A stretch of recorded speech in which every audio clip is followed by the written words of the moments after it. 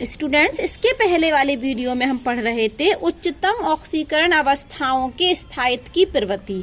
तो हमने एक टेबल देखी थी, जिस टेबल में हमको दिख रहा था कि टाइटेनियम +2 भी बनाता है, +3 भी बनाता है, +4 भी बनाता है।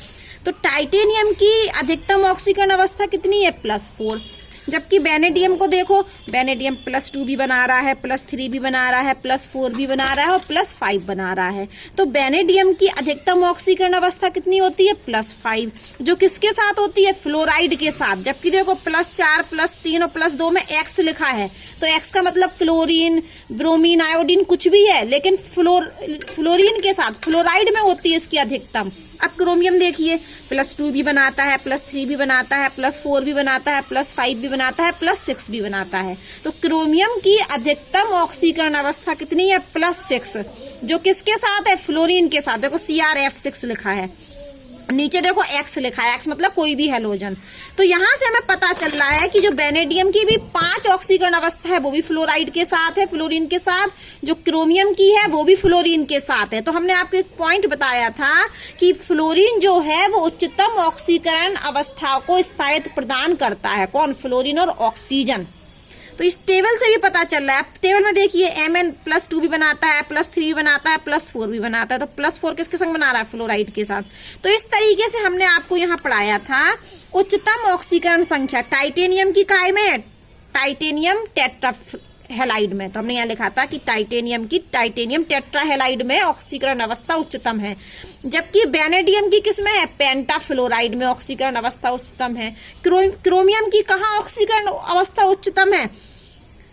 हेक्साफ्लोराइड के साथ। मैग्नीज की कहाँ है? टेट्राफ्लोराइड के साथ। ठीक है, इतना हम पढ़ा चुके थे आपको। तो हमने आपको बताया था उच्चतम ऑक्सीकरण अवस्था टाइटेनियम कहाँ प्रदर्शित करता है? टाइटेनियम टेट्राहेलाइड में, वेनेडियम पेंटाफ्लोराइड में, और क्रोमियम कहाँ करता है? क्रोमियम हेक्साफ्लोराइड में।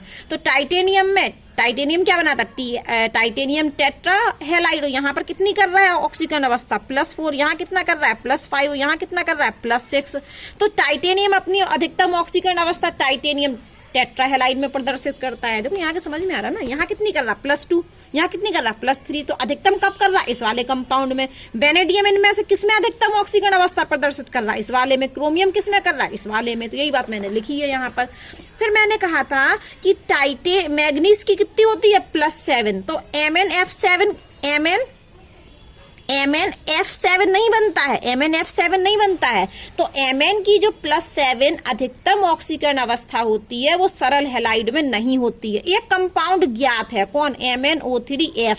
इस कंपाउंड में Mn की ऑक्सीकरण अवस्था 7 होती है। तो Mn की ऑक्सीकरण अवस्था सरल हैलाइड में 7 नहीं होती। जैसे क्रोमियम की हो जाती है +6 तक, लेकिन हैलाइड में फ्लोरीन के साथ। लेकिन MnF7 में Mn की ऑक्सीकरण +7 नहीं होती है, बनता ही नहीं है।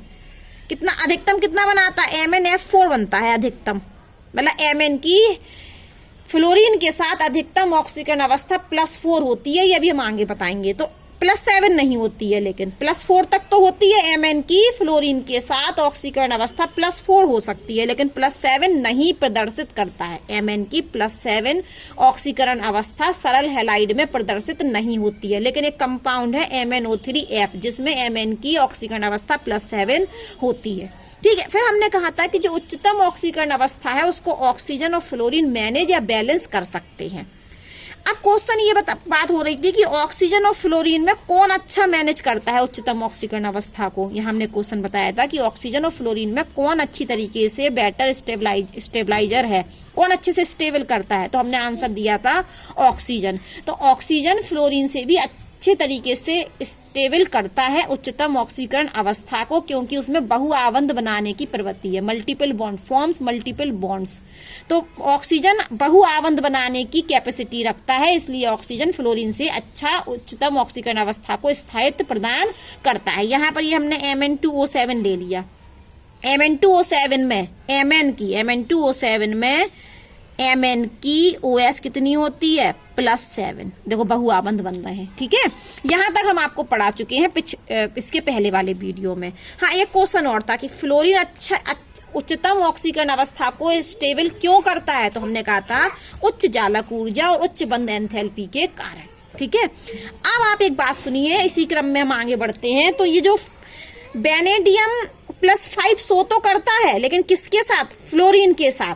वेनेडियम की जो +5 OS होती है वो सिर्फ किसके साथ होती है? फ्लोरीन के साथ। तो ये तो बनता है, BF5 तो बनता है, लेकिन BCl5, VBr5, VI5 नहीं बनते।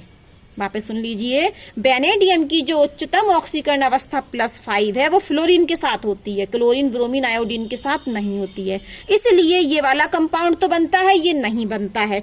क्यों नहीं बनता है? क्योंकि ये तीनों जल अपघटन होकर ऑक्सो हैलाइड बना देते हैं। अगर हम इन तीनों का क्या कर, ये बनते नहीं है, ये बनता है, ये नहीं बनते। ये अगर ये बन भी जाए तो इनका क्या हो जाता है? इनका तुरंत क्या हो जाता है? जल अपघटन।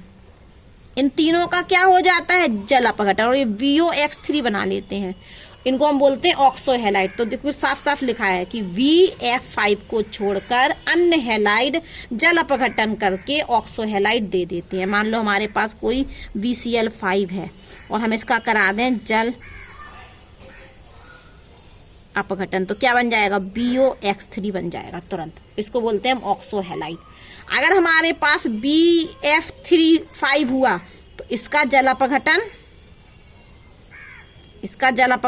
नहीं होगा। ये तो वो कह रहे हैं कि BF5 का का छोड़कर और तीनों हैलाइड का जल अपघटन होकर ऑक्सो हैलाइड बनते हैं। तो कुछ समझ में आया कि BF5 बनता है, BCl5, VBr5, VI5 नहीं बनते हैं। अगर बन भी जाए तो तुरंत इनका क्या हो जाता है? जल अपघटन। तुरंत क्या हो जाता है? जल अपघटन। और क्या बना देते हैं? ऑक्सो हैलाइड बना देते हैं, VOX3। X3 नहीं आएगा, फिर Cl3 लिखेंगे। जब हमने Cl लिया ना तो Cl3 लिखेंगे। अगर हम ऐसा ले लेते, ये अलग से लिख देते हैं, VX5, तो क्या बन जाएगा? BOX3। किसके बाद? जल अपघटन के बाद। और यहाँ X क्या होगा? Br होगा, Cl होगा, I होगा, F नहीं होगा, लेकिन क्योंकि साफ साफ लिखा है BF5 को छोड़कर, तो F वाला नहीं होगा, F का जल अपघटन नहीं होता है। अब हम आगे पढ़ते हैं। तो जो फ्लोराइड के कंपाउंड होते हैं वो लोअर OS में निम्न ऑक्सीकरण अवस्था में अनस्टेबल होते हैं। क्या बोला मैंने?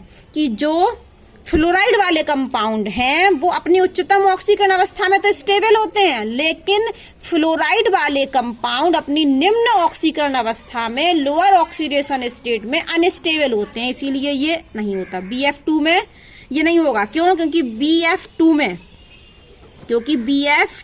में V की OS कितनी है? +2, जो कि क्या है? लोअर OS है, LOS, लोअर OS। BF2 में V की OS कितनी है? +2, जो कि क्या है? लोअर ऑक्सीकरण अवस्था है। तो इसलिए BF2 नहीं बनता है, जबकि BCl2, BR2, VI2 बनते हैं। क्यों? क्योंकि ये वाला अनस्टेबल होगा फ्लोरीन के साथ। अगर फ्लोरीन के साथ ही वेनेडियम अपनी लोअर ऑक्सीकरण अवस्था प्रदर्शित कर रहा है तो ये क्या होगा? अनस्टेबल। साफ साफ तो लिखा है कि फ्लोराइड के जो कंपाउंड होते हैं वो अपनी लोअर ऑक्सीकरण अवस्था में अनस्टेबल होते हैं। तो ये फ्लोराइड है, ये क्लोराइड है, ये ब्रोमाइड है, ये आयोडाइड है। तो फ्लोराइड में वेनेडियम की ऑक्सीकरण अवस्था कितनी है? +2, जबकि वेनेडियम की कितनी हो सकती है? अधिकतम 5। तो +2 तो क्या हुई? उसकी लोअर हुई, तो लोअर में है, इसलिए क्या होगा? अनस्टेबल।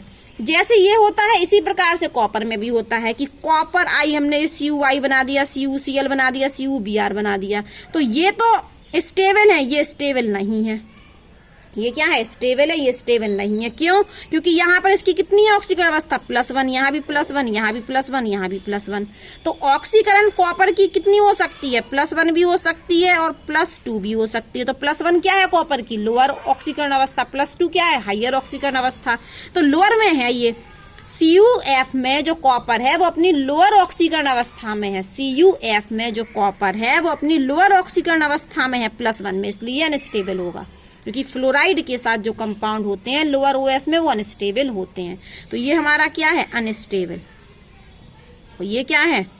स्टेबल। ऐसे ये क्या है हमारा? अनस्टेबल। ये क्या है हमारे? स्टेबल। ठीक है, क्योंकि CuF में कॉपर की ऑक्सीकरण अवस्था कितनी है, +1, लिख लेना। CuF में ऑक्सीकरण अवस्था कॉपर की कितनी है, +1, यहाँ भी +1 है, तो ये तो लोअर ऑक्सीकरण अवस्था है, तो लोअर ऑक्सीकरण में जो फ्लोराइड वाला होगा वो अनस्टेबल होगा इस नियम के अनुसार, कि फ्लोराइड के कंपाउंड में लोअर OS में अनस्टेबल होते हैं। फ्लोराइड के जो कंपाउंड है वो अपनी लोअर OS में अनस्टेबल होते हैं। तो यहाँ पर BF2 भी अनस्टेबल है, क्योंकि वेनेडियम की कितनी हो रही OS +2 लोअर है, जबकि Cl के संग नहीं होगा अनस्टेबल, Br के साथ अनस्टेबल नहीं होगा, I के साथ अनस्टेबल नहीं होगा, सिर्फ फ्लोरीन के साथ फ्लोराइड में अनस्टेबल होगा। उसी प्रकार से कॉपर का भी है, यहाँ चारों में कॉपर की +1 है, और +1 क्या होती, लोअर ऑक्सीकरण अवस्था। तो यहाँ तो I के संग तो लोअर ऑक्सीकरण अवस्था में स्टेबल होगा, Cl के साथ भी लोअर ऑक्सीकरण अवस्था में स्टेबल होगा, Br के साथ भी लोअर ऑक्सीकरण अवस्था में स्टेबल होगा, सिर्फ फ्लोरीन के साथ स्टेबल नहीं होगा इस नियम के अनुसार। फ्लोराइड के कंपाउंड में लोअर OS अनस्टेबल होते हैं, तो ये अनस्टेबल होगा। अब हम थोड़ा आगे बढ़ते हैं, तो हम ये कह रहे हैं कि यदि हमारे पास ये Cu+2 है और यदि हमने यहाँ आयोडाइड आयन से अभिक्रिया करा दी तो Cu2I2 बनता है। तो आपको यहाँ वो कह रहे हैं कि Cu+ से Cu2 नहीं बनता। देखो Cu+ से क्या बन जा रहा है, Cu2I2 क्या बनता है। आप लाइन पढ़िए, इस लाइन को देख लिया आपने, Cu+ से क्या बन रहा है, Cu2I2। अब इस लाइन को पढ़िए, कॉपर प्लस से Cu2I2 नहीं बनता है, ये तुरंत किस में बदल जाता है, Cu2I2 में बन जाता है।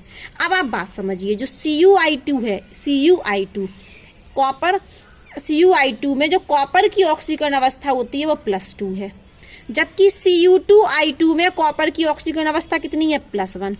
जब कॉपर +1 में है इसका मतलब कॉपर प्लस बन रहा है, और जब कॉपर की ऑक्सीकरण अवस्था +2 है तो कॉपर +2 बन रहा है। इतना समझ में आया।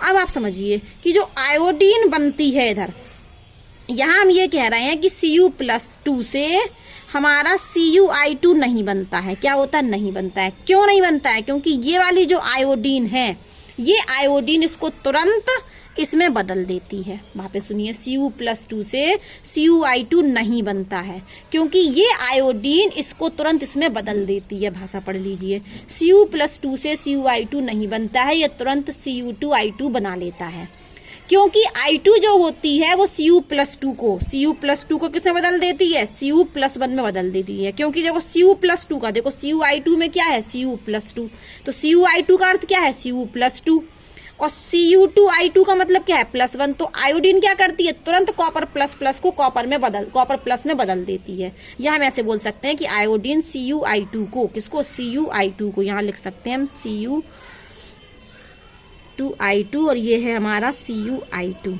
तो आयोडीन Cu2I2 को Cu2I2 में बदल देती है, या बोले कि कॉपर Cu++ को कॉपर प्लस में बदल देती है, कॉपर प्लस को कॉपर प्लस में बदल देती है। ठीक है।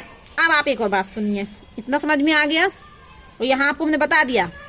अब ये क्या होता है कि जो आपका, जबकि कॉपर जो प्लस है ये बदल जरूर रही कॉपर प्लस में, आयोडीन क्या बदल रही है, कॉपर प्लस को कॉपर प्लस में बदल रही है, लेकिन ये कॉपर प्लस क्या होता है, जलीय विलयन में अस्थायी होता है। वापस सुन लीजिए, यहाँ पर हमारे पास कॉपर +2 था, और कॉपर +2 से हमने आयोडाइड आयन की अभिक्रिया कराई, तो हमने कहा कि Cu2I2 नहीं बना, मतलब कॉपर +2 वाला नहीं बना।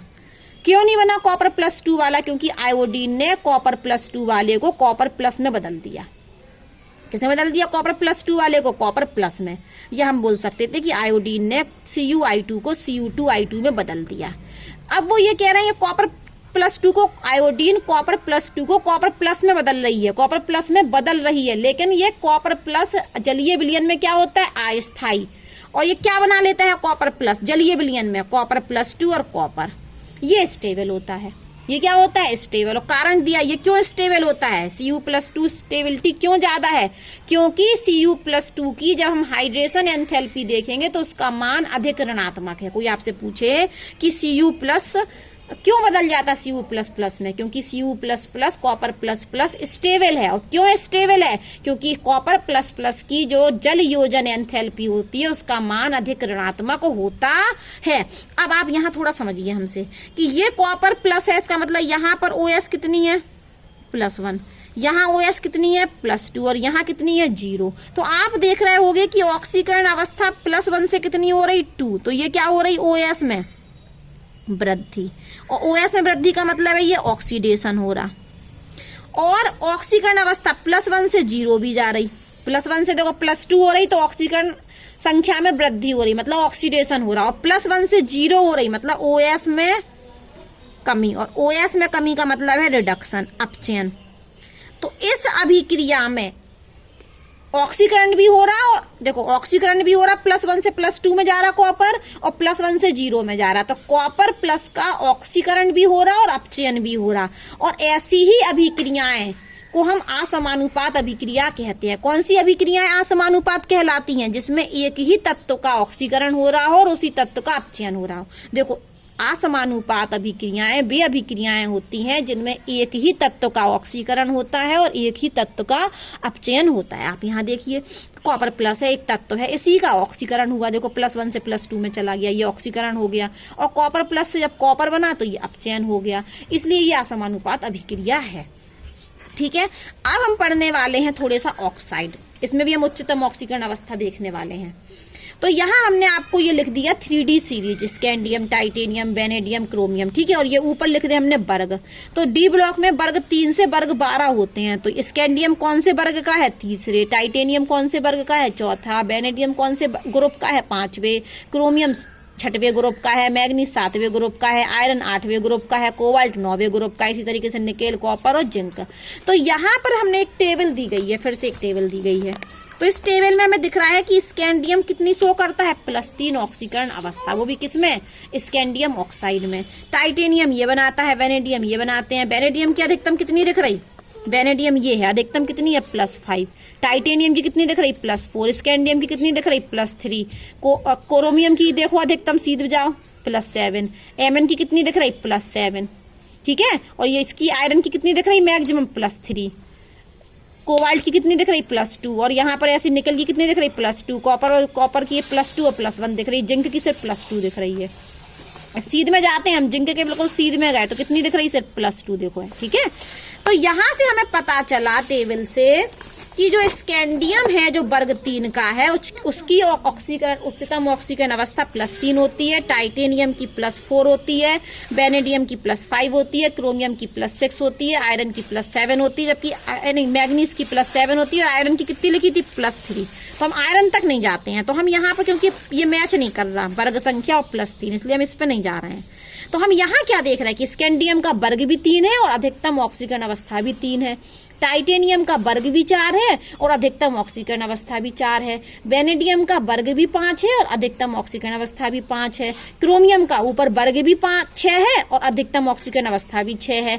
मैग्नीज की वर्ग भी 7 है और अधिकतम ऑक्सीकरण अवस्था भी 7 है। जबकि आयरन पर आए तो आयरन का वर्ग कौन सा है? 8, और ऑक्सीकरण अवस्था कितनी थी? +3। तो यहाँ तक नहीं, तो कहाँ तक मेल खा गया? स्कैंडियम से मैग्नीज तक। तो एक नियम आ गया कि स्कैंडियम से मैग्नीज तक जो अधिकतम ऑक्सीकरण अवस्था होती है वह वही होती है जो वर्ग संख्या है। देखो मैच कर लो, स्कैंडियम से मैग्नीज तक जो अधिकतम ऑक्सीकरण अवस्था है वो वही होती है जो वर्ग संख्या है। देखो 3 3 4 4 5 5 वही हो रहा, यहाँ मैच नहीं कर रहा। तो स्कैंडियम से मैग्नीज तक अधिकतम जो ऑक्सीकरण अवस्था होती है वो वही होती है जो वर्ग संख्या होती है। इस टेबल से हमें पता चला, लेकिन आयरन में नहीं है, ये कोबाल्ट में ये नियम नहीं लग रहा। कोबाल्ट में +9 नहीं करता है SO। ठीक है, कोबाल्ट कितनी कर रहा है अधिकतम?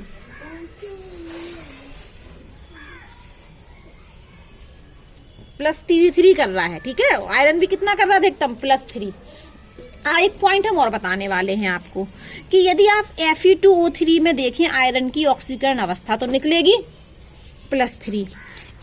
FeO4 आयन में देखें तो आयरन की ऑक्सीकरण अवस्था कितनी निकलेगी? +6। तो आप टेबल में पा रहे हैं कि आयरन अपनी अधिकतम ऑक्सीकरण अवस्था कितनी शो करता है? आयरन को ढूंढिए, ये है आयरन कितना करता है? +3।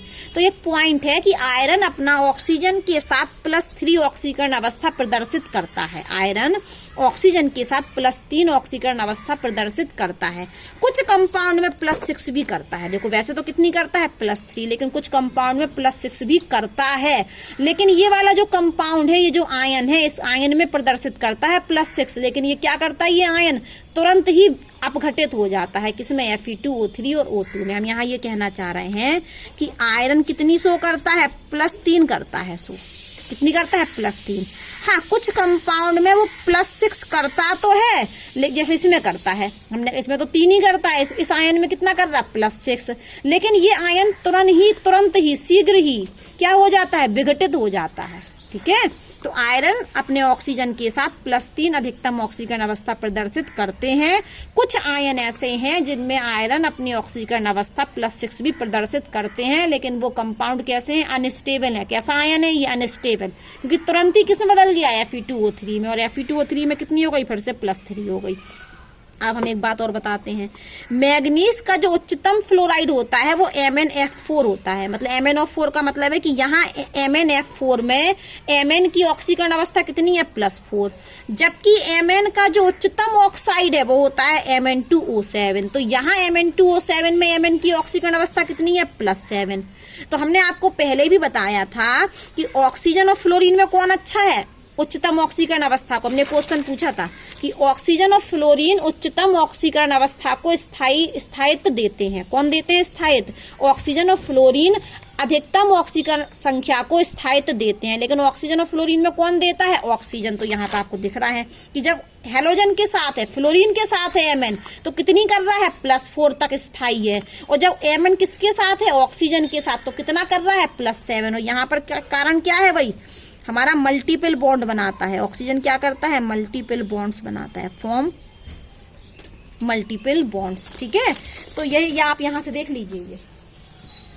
तो ऑक्सीजन और Mn ऑक्सीजन के साथ +7 प्रदर्शित कर रहा अधिकतम ऑक्सीकरण अवस्था और स्थायी भी है, और फ्लोरीन के साथ कितना कर रहा, +4 अधिक ऑक्सीकरण अवस्था, +4 कर रहा है, ठीक है। तो Mn उच्चतम फ्लोराइड कौन बनाता है, MnF4, जिसमें MnF4 में कितनी है, मैग्नीज की ऑक्सीकरण अवस्था +4, जबकि उच्चतम ऑक्साइड क्या बनाता है, Mn2O7, और Mn2O7 में कितनी है, +7। तो यहाँ से हमें क्लियर हो गया कि फ्लोरीन और ऑक्सीजन में ऑक्सीजन अधिकतम ऑक्सीकरण अवस्था को स्थायित्व प्रदान करता है, क्योंकि ऑक्सीजन क्या बनाता है, मल्टीपल बॉन्ड्स बनाते हैं।